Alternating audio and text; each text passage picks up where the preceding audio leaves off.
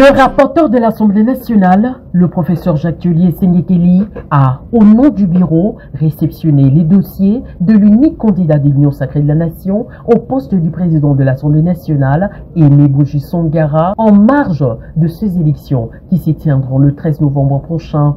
C'est après les démissions de Vital Kamerhe et Dominique Mounongo, respectivement président et rapporteur adjoint. En effet, cette candidature de l'Union sacrée de la Nation a été portée par le présidium de cette plateforme présidentielle avec à sa tête son secrétaire permanent André Mbata.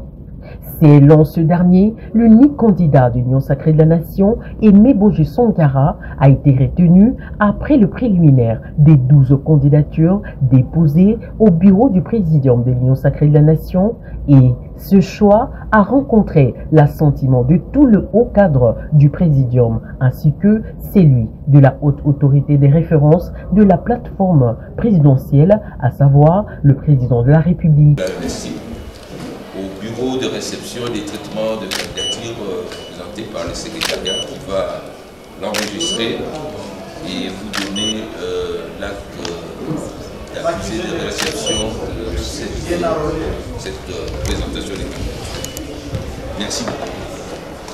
En croire le professeur André Mbata, le poste du président de l'Assemblée nationale revient automatiquement à la majorité au pouvoir, conformément à l'article 27 du règlement intérieur de l'Assemblée nationale qui consacre le critère de formation, d'expérience, de crédibilité et d'honorabilité. Toutes les instances de l'Union sacrée de la Nation ont été consultées.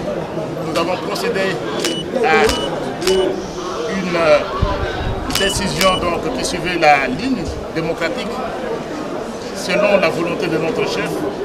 C'est-à-dire nous avons reçu des candidatures, 12 candidatures qui ont été discutées et en fin de compte, l'Union sacrée de la Nation a retenu la candidature de l'honorable Boji Sangara Aimé et donc présenté aujourd'hui comme le candidat de la majorité. Et vous le savez également, au terme de l'article 27 du règlement intérieur de l'Assemblée nationale, ce poste revient à la majorité.